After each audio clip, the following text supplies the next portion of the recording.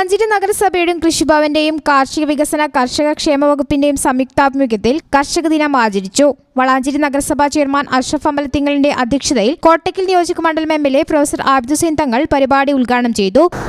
ആദരിക്കുകയും പ്രചോദനം നൽകുകയും ചെയ്യുന്ന ചടങ്ങ് നടത്തുക എന്നത് അനിവാര്യമായതുകൊണ്ടാണ് എല്ലാ പഞ്ചായത്തിലും ഇതുപോലെ കർഷക ഞാൻ 5ാമത്തെ പഞ്ചായത്തിലാണ് ഈ മുനിസിപ്പാലിറ്റി 5ാമത്തെ ചടങ്ങിലാണ്.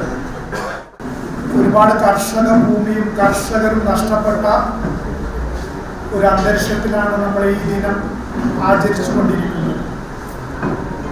അതുകൊണ്ട് തന്നെ ആഘോഷങ്ങളില്ലാത്ത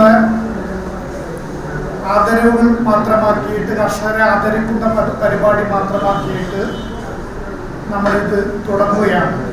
വളാഞ്ചേരി കൃഷിഭവൻ ഓഫീസർ TK ഫസീല സ്വാഗതം പറഞ്ഞു. ചടങ്ങിൽ നഗരസഭാ പ്രദേശത്തെ മുതിർന്ന കർഷകർ, ജൈവ കർഷകർ, വനിതാ കർഷക, SC കർഷകൻ, കർഷക വിദ്യാർത്ഥി തുടങ്ങിയ മേഖലയിൽപ്പെട്ട 16 മികച്ച കർഷകരെ പൊന്നാടയും ഫലവൃക്ഷത്തൈയും മൊമന്റോയും നൽകി ആദരിച്ചു. വൈസ് ചെയർപേഴ്സൺ റംല മുഹമ്മദ്, വികസനകാര്യ standing committee chairman CM Riyas, വിദ്യാഭ്യാസ കലാകായിക standing committee chairman Mujeeb Valasi, ക്ഷേമകാര്യ standing committee chairperson Deepthi Shailesh, Salam Valanchery service സഹകരണ bank president C Abdul Nasar തുടങ്ങിയവർ സംസാരിച്ചു.